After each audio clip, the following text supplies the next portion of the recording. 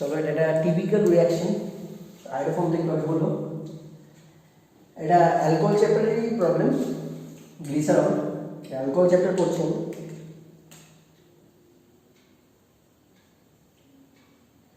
Typical reaction, গ্লিসারলের সাথে যদি হাইড্রোজেন আয়োডাইড রিঅ্যাক্ট করে তাহলে কি হবে তাই বলছে। গ্লিসারল আছে তোমার কাছে আর হাইড্রোজেন আয়োডাইড আছে। গ্লিসারল মানে কি, প্রোপেন 1 2 3 ট্রাইগন, এরকম হচ্ছে স্ট্রাকচার। দেখো সি সি সি তিনটে কার্বন দিলাম, প্রত্যেকটা কার্বনের সাথে আমি ওএইচ দিয়ে দেবো, তাহলে হয়ে গেল আমার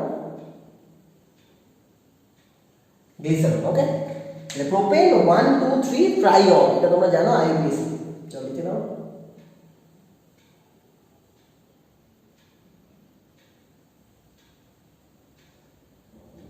ট্রাইগন। ঠিক আছে, ফার্স্টে যখন তুমি এইচআই রিঅ্যাক্ট করাচ্ছ কি হবে, এর আগে আমরা বলেছি ফার্স্ট স্টেপে কি হয় প্রোটনেশন, সেকেন্ড স্টেপে ডিহাইড্রেশন, থার্ড স্টেপে যেটা আসবে নেগেটিভটাকে অ্যাটাক করে। আমি দেখে নিচ্ছি দেখো এইচ পজিটিভ আই নেগেটিভ, তাহলে ওই যে লোন পেয়ার আছে প্রত্যেকটা ওয়ে, শুধু এই ওয়ে না প্রত্যেকটা ওয়ে লোন পেয়ার আছে, তারা যাবে কি এইচটাকে তুলে নেবে, তাহলে যেটা জেনারেট করবে সেটা কি হবে এখানেই দেখিয়ে দেওয়া যায়। তাহলে যেটা জেনারেট করবে এখানে তাহলে ও এইচ তো থাক, ও আর এইচ তো একটা ছিলই, তার সাথে এখন একটা নতুন এইচ চলে এসছে, অক্সিজেন ডোনেট করেছে, তাহলে অক্সিজেন আমাদের পজিটিভ চার্জ, শুধু এর না প্রত্যেকটা, আমি বাকিগুলো আর লিখছি না, একই সিমিলার হবে, বেশি বড় হয়ে যাবে তাই ঠিক আছে লিখেই নাও। এইচ এখানেও পজিটিভ হবে, এখানেও তাই পজিটিভ হবে, একই রকম হবে। তাহলে প্রত্যেকটা ওয়াটার ফর্ম হচ্ছে, সেই ওয়াটারগুলো বেরাবে এক এক করে, তাহলে একটাই ফার্স্টে দেখে নাও। প্রথমে ওয়াটার ফর্ম হচ্ছে, সেই ওয়াটারটা বাইরে বেরিয়ে গেল, তাহলে যদি বাইরে বেরিয়ে যায় তাহলে কি জেনারেট করবে, এখানে একটা পজিটিভ চার্জ জেনারেট করবে, আর আমার কাছে নেগেটিভ কাউন্টার আয়ন যে আছে আই মাইনাস, তাহলে সেটা কি এখানে চলে আসবে, এখানে আই চলে আসবে, শুধু একটা কার্বনে না প্রত্যেকটা কার্বনে সেটা হবে। তাহলে যে প্রোডাক্ট তৈরি হবে ফার্স্ট স্টেপে সেটা কি দেখা যাক। তাহলে আমাদের যে গ্লিসারল নিয়ে আমরা কাজ করছি, যে গ্লিসারল নিয়ে আমরা কাজ করছি সেটা কিরকম দেখো,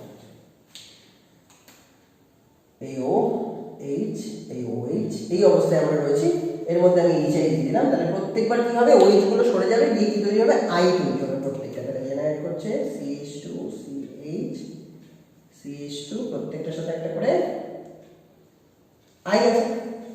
এবারে মজার জিনিস, সেটা জেনে রাখো, সবসময় জেনে রাখবে, এখানে যে আই রয়েছে সেই আইটা কি নেগেটিভলি চার্জ, তাই তো আই মাইনাস, তাহলে আই এখন মাইনাস অবস্থায় রয়েছে। তুমি যতগুলো হ্যালোজেন জানো, প্রত্যেকটা হ্যালোজেন জানো, ফ্লুরিন ক্লোরিন ব্রোমিন আয়োডিন, এই প্রত্যেকটা হ্যালোজেনের মধ্যে সবচেয়ে স্ট্রং অক্সিডাইজিং এজেন্টকে ফ্লুরিন, তারপর ক্লোরিন, তারপর ব্রোমিন, তাহলে আয়োডিন।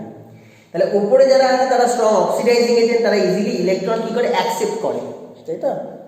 আর নিচের দিকে নামলে কি হয়, ওই ট্রেনটা নষ্ট হয়, উল্টো ট্রেনটা শুরু হয়ে যায়। তাহলে আয়ের কি কাজ, এই যদি অক্সিডাইজিং এজেন্ট হয়, এই যদি অক্সিডাইজিং এজেন্ট হয়, তাহলে I most of the case কি এজেন্ট হবে, রিডিউসিং এজেন্ট হবে। ও রিডিউসিং এজেন্ট অন্যকে রিডিউস করবে, তাহলে নিজে কি হবে, নিজে গেটস অক্সিডাইজড, তাহলে নিজে গেট অক্সিডাইজড, নিজে অক্সিডাইজড হয়ে যাবে।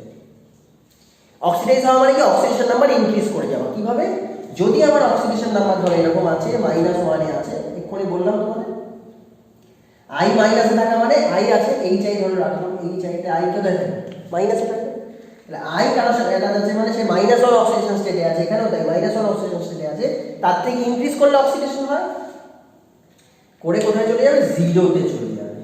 ক্লিয়ার, তাহলে -1 যেটা রয়েছে, তাহলে এই হচ্ছে -1 অক্সিডেশন থেকে ও চলে গেল কোথায়, 0 অক্সিডেশন স্টেটে, তাহলে এটা হচ্ছে OXD অক্সিডেশন হয়ে যাচ্ছে। তাহলে এই নিজে সবসময় অক্সিডাইজড হয়ে যাবে। আয়োডিনের ওটাই হচ্ছে ক্যারেক্টার, ও অন্যকে রিডিউস করবে এবং নিজে ইজিলি অক্সিডাইজড হয়ে যাবে। কোথায় যাবে, -1 থেকে 0, -1 এর কম্পাউন্ড দেখে নিলে, একটা এক্সাম্পল দেখে নিলে আই মাইনাস হতে পারে, আর 0 মানে হচ্ছে I2। তাহলে বোঝা গেল, এই হচ্ছে তার ফাংশন, এটাই সে করবে, সবসময় করবে। কি করবে, নিজে আই মাইনাস ছিল সেখান থেকে I2 হয়ে যাবে। ক্লিয়ার, বোঝা যাচ্ছে, আই মাইনাস থেকে I2 হয়ে যাবে, এটা তার টেন্ডেন্সি। তাহলে এবার এই থিওরিটা থাক, এই থিওরিটা বুঝেছ, থিওরিটার দরকার নেই না। তাহলে যখনই এই প্রবাবিলিটি থাকবে, তাহলে এখানে কি আছে, I -1 এ আছে, এটাও I -1 এ আছে, তাহলে দুটো কাছাকাছি আছে, ও চাইছে I হয়ে বেরিয়ে যেতে, তাহলে ও কি করবে, দুটোকে এই নাম্বারটা নিয়ে I হয়ে বেরিয়ে যাবে। তাহলে প্রথমবার আই হয়ে বেরিয়ে তাহলে কি জেনারেট করলো, কম্পাউন্ডটা কি জেনারেট করলো, CH2 CH CH2I, আর এখানে কি হয়ে যাচ্ছে, এখানে একটা ডাবল বন্ড জেনারেট করছে, এখানে একটা ডাবল বন্ড জেনারেট করে যাচ্ছে। ক্লিয়ার? এবার কি হবে, দেখো মিডিয়ামের কাছে, মিডিয়ামে আমার প্রচুর HI আছে, ঠিক আছে, মিডিয়ামে প্রচুর HI আছে, তাহলে কি করবো আমি এখানে HI দিয়ে দেবো। এবার এই HI এর মধ্যে থেকে প্লাস মাইনাস কি আছে, H প্লাস I মাইনাস, তোমরা অ্যাকর্ডিং টু মার্কনিকস রুল চলে যাও, মার্কনিকস রুল পড়া আছে না?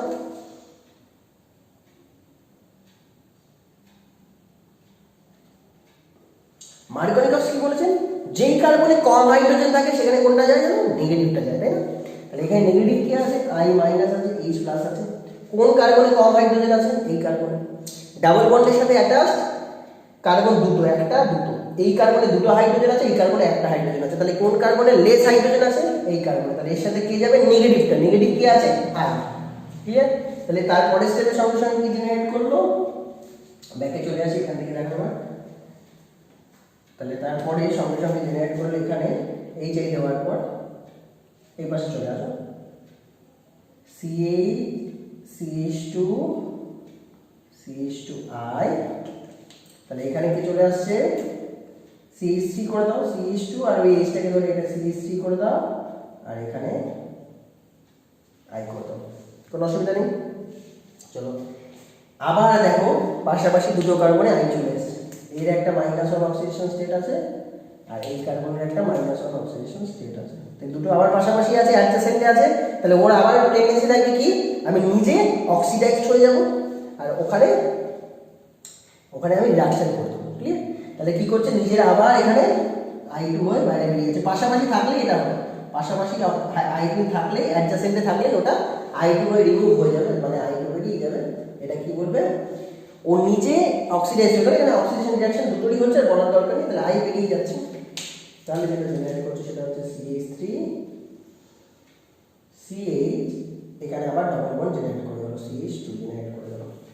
মিডিয়ামে কিন্তু আমার HI পড়ে আছে, মিডিয়ামে দুটো জিনিস আছে, একটা HI একটা I2 বেরিয়ে যাচ্ছে, কোনটার কনসেন্ট্রেশন বেশি, অবশ্যই HI এর কনসেন্ট্রেশন বেশি, কারণ HI-টা আমি বাইরে থেকে অ্যাপ্লাই করছি, রিএজেন্ট যেটা বাইরে থেকে অ্যাপ্লাই করা হয় তার কনসেন্ট্রেশন অলওয়েজ বেশি হয়, আর যেটা রিমুভ হয়ে বেরিয়ে যাচ্ছে I2 সেটার কনসেন্ট্রেশন খুব কম, কারণ যে কটা মলিকিউল আছে আস্তে আস্তে করে বেরোচ্ছে।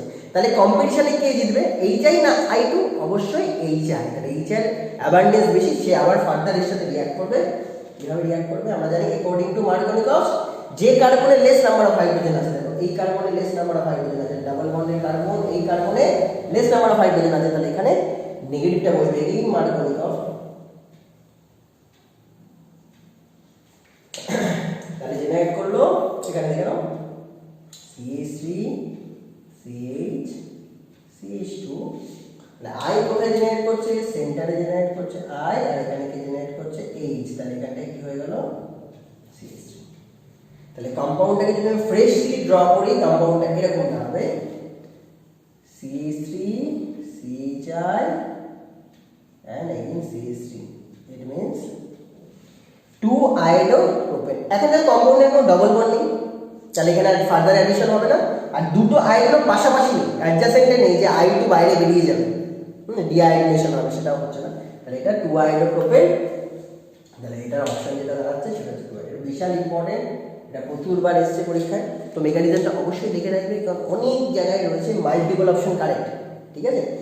এটাই যদি মাল্টিপল অপশন কারেক্ট হতো তাহলে কি কি অ্যান্সার হতে পারতো, দেখো প্রোপিন জেনারেট করেছে, ঠিক আছে, যদি বলতো ইন্টারমিডিয়েট কি, প্রোপিন জেনারেট করেছে। আরেকটা দেখো, এটাকে বলে অ্যালাইন অ্যালকোহল, এই অ্যালকোহলটার নাম অ্যালাইন অ্যালকোহল, ঠিক আছে, ঠিক আছে, ডাবল বন্ডের পাশে CH2, প্রোপিন আয়োডাইড, তাই তো, প্রোপিনের সাথে আয়োডাইড, তাই তো, এগুলোকে বলে অ্যালাইন, এই গ্রুপগুলোকে বলে অ্যালাইন গ্রুপ, এটা মাথায় রাখবে। এটার নাম হবে অ্যালাইন